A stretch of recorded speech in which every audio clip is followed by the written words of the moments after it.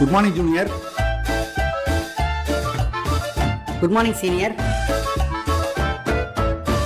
வணக்கம். அடுத்து நீங்க ஒரு கதையை பார்க்க போறீங்க. அந்த கதையினுடைய முடிவுல ஒரு சேலஞ்ச் இருக்கும்.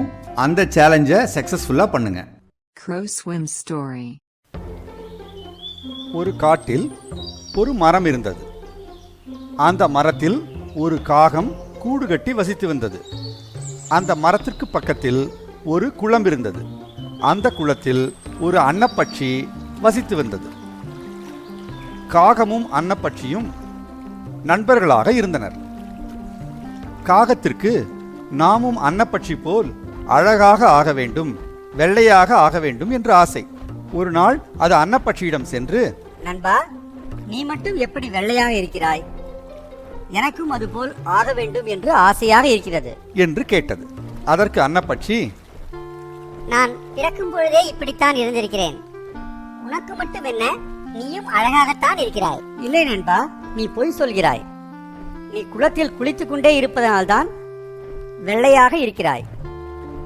நான் குளத்தில் மட்டுமே இருக்கின்றேன்.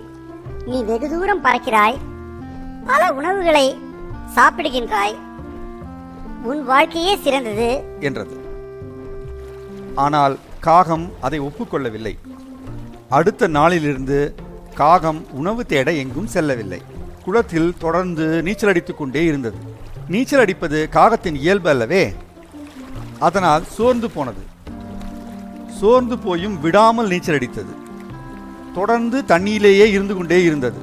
காகம் உண்ணாமல் உறங்காமல் நீச்சல் அடித்துக் கொண்டே இருந்ததால் உடல் சோர்ந்து போயிற்று. அதற்கு காய்ச்சலும் வந்துவிட்டது.